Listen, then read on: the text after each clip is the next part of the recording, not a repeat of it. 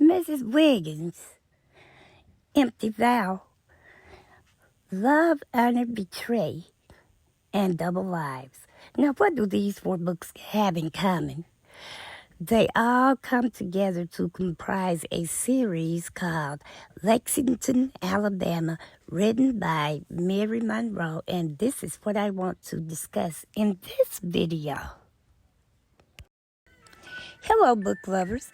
Welcome back to the channel. Visitors, should you happen upon the channel, feel free to join us. We would love to have you here. Subscribers, welcome back. Okay, book lovers, I am here to wrap this series up. This is the final book entitled Double Lies. But before I get into it, let me thank you all once again, subscribers, for being subscribed. Thank you, visitors, for viewing the channel. Hopefully, you will decide to join us. And by all means, everyone, don't forget to like, share, comment respectfully. And by all means, make sure you not only have your notification bells turned on, but have them set to all, so you will be notified every time I upload a video. So, on to the final book of the Lexington, Alabama series. This is book 4, entitled Double Lives. Now, as I said in the end of book 3, Love, Honor, Betray, this book, to me, has nothing whatsoever to do with the other 3 books. They all tie in together. To me, this book is a great book in and of itself. It's more of a standalone. And if you don't want to look at it as a standalone, you can say that it is, to me, it would be more akin to being a prequel to book 1, Mrs. Wiggins, than it would be the 4th book in this particular series. If not a prequel to Mrs. Wiggins, it could be the first book in another series. It just was out of place here, you know. When I was little, I was a big fan of Sesame Street, and that one of these things just doesn't belong here.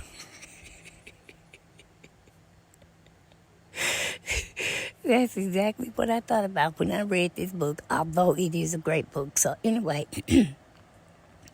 off of my soapbox now. Now, to sum it up, basically, this is the tale of a set of identical female twins, Leona and Fiona Dunbar. Although their parents were married when they were conceived and born, they were older parents. Their father was 49 when they were born, and their mother was 45.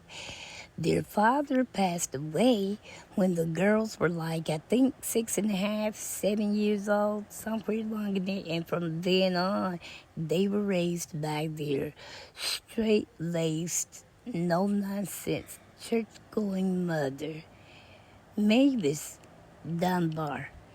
Now, basically, these identical twins, although the mother did things like she would make them wear their hair in plaits, but they always had to have a ribbon, a specific color. One of them had a red ribbon and one of them had blue ribbons. But like a lot of twins, they decided early on to start playing trading places, or either pulling the old switcheroo act. Whenever one of them didn't want to do something, they would just swap up. And I imagine that might start out at first being fun, but as in, like in this book, it ended up having the disastrous results. But the one twin, okay, it was like good twin, naughty twin. And basically both of them had a little naughtiness to them, but the mother, she seemed to think one of them was worse than the other. And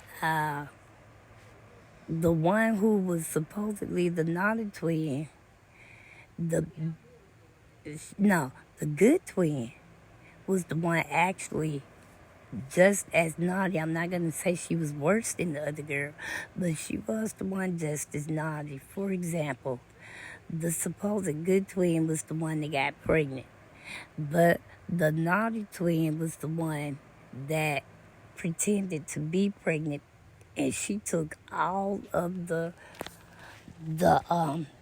punishments. I don't care what went on.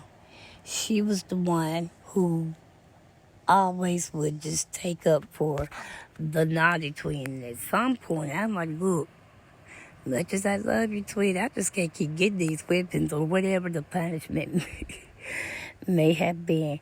But basically, that's the tale of this book. It ends, though, it had a twist of an ending.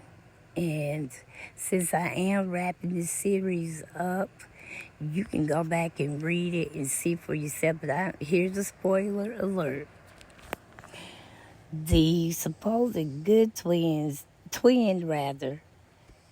she grew up and married, had a son, but she just did not feel any type of a spark for her husband. It was just a passionless marriage, to let her tell it.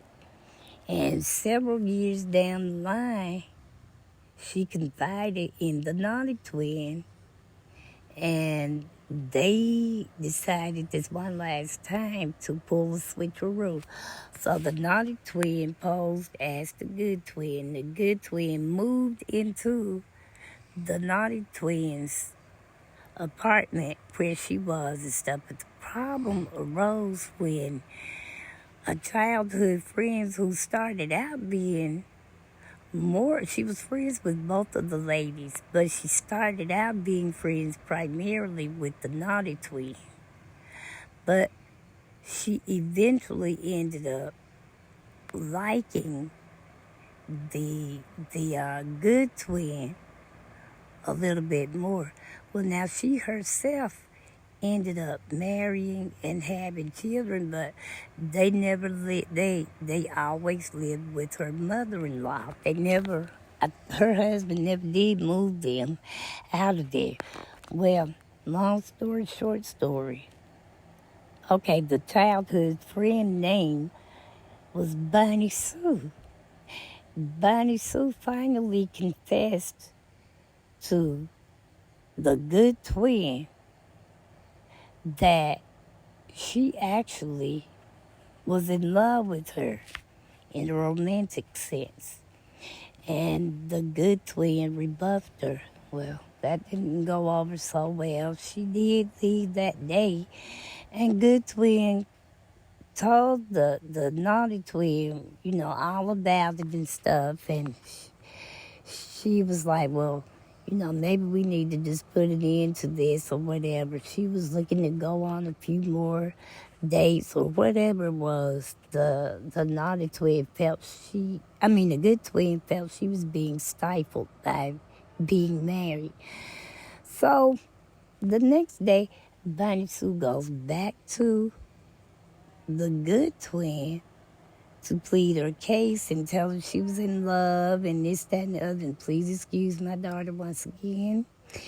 But the good twin, now keep in mind, she's thinking she's got the naughty twin, but it's actually the good twin. Although had she had the naughty twin wasn't going for that either.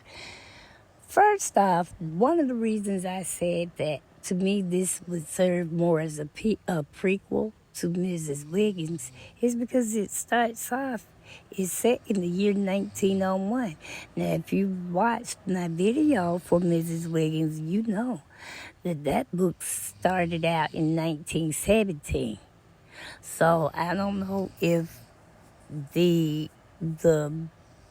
characters and the stories from books 1 through 3, meaning Mrs. Wiggins, Empty Vows, and Love, Honor, Betray. I don't know if these are descendants double lives or what, but I would imagine that's what it was. But anyway, um, the final result is that Bonnie Sue ended up deleting the her object of her affection because the twin, be it good or naughty, just did not want her in that way. It just was not going to happen, and Bonnie Sue just could not accept that. A lot of people kind of felt sorry for Bonnie Sue because her mother died, her father died, an uncle, her sister went to prison because she got caught stealing after the uncle died. The uncle was married to some woman, but after the uncle passed away, the lady pretty much abandoned them. His wife left them, and then the brother was in the military, and he was planning to come home and try to start taking care of them, but he ended up passing before he could get home. So basically, all of this happened maybe within 5 years. So it was a lot of death, and a lot of people took pity on her. Matter of fact, she went to live with the twins' mother, Mavis, and that just was not gonna work because by this time, Bonnie Sue was pretty much used to doing what she wanted to. Well, Mavis had rules, and then other people offered to take her in, but they told her they had rules also. And she just, I guess, had been out there too long on her own, and she wasn't willing to do any of that. So she ended up bad-mouthing any man that she thought the naughty twin, which she thought it was the good twin. If she expressed any interest in, Bonnie Sue would do whatever, everything. Well, after she deleted the twin sister, she ended up in prison for the rest of her life. However, the good twin ended up, well, the naughty twin rather, because the good twin was the one that eventually was deleted. Well, the naughty twin, after living with her sisters, her twin sisters' husband for a while, at some point, her husband let his name was Jupel. Jupel. Oh my gosh. Okay. But anyway, at some point after the wedding, because the naughty twin was trying to come to terms with, she felt like she was at fault for what happened to her sister. Then she was left with trying to find a way to tell her mother that she's not the one they thought she was. And she was trying to tell her sister's husband, Jubal, the same thing. But eventually, at some point, Jubal called her by the good twin's name. And she was like, what? The reason I won't call him by name is because I can't remember. I do believe Fiona was supposedly the naughty twin. And the good twin was Leona. I'm not sure, but whichever way it was, because I don't feel like going back to reread it right now. But whatever the end was, he let her know that he knew all along that she was not his wife. But maybe there's another way it tied into the other 3 books. They agreed to keep it a secret just between them.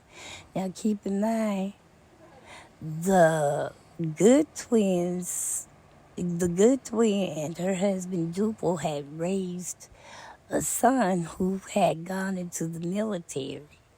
So, at that point, I think part of the reason they kept it secret is because the twins' mom was still living, and they just didn't want to hurt her anymore that she already had. And they also learned that as as no-nonsense and straight-laced and church-going as the mother was, she had a totally different life than what she led them to believe. Come find out, she herself had been married and she had been out there in the streets, drinking, dancing, bootlegging, had 3 or 4 boys. And for some reason, she and her husband got separated. I can't remember what that was about either. But when she came back around, when she went back to wherever they lived, they weren't there. And nobody in the area would tell her where they were. And it spoke of the twins having relatives there in Lexington, Alabama, but they were kind of like, oh, we see you, we speak, and we go on. There was no interaction or engaging between them. And I kept waiting, thinking they would say something about the Wiggins, be it Ma and Pa Wiggins or Hubert or his wife or his son. None of that came up at all. So, like I said at the end of the last video, this is why I say this book is more of an independent book than anything else. As great as it is, I still give Mary Monroe props, and I just did not see that ending being what it was. I just never saw a lesbian being in love with the object of her affection so much that she was willing and did delete her. So, book lovers, this concludes the series Lexington, Alabama, book 4, Double Lives by Mary Monroe. I just cannot wait to get down in the comments to see what you all have to say so we can start our lively conversations. And like I said at the beginning of the video, thank you subscribers for being subscribed. Visitors, thank you for viewing the channel. Feel free to join us, and everybody else, and visitors and subscribers alike. Don't forget to like, share, comment respectfully, and by all means, make sure you have your notification bells turned on so you will know every time I upload a video. And in the meantime, book lovers, remember this. As long as there are books around, there is always something to read. Book lovers, be safe out there, and God bless.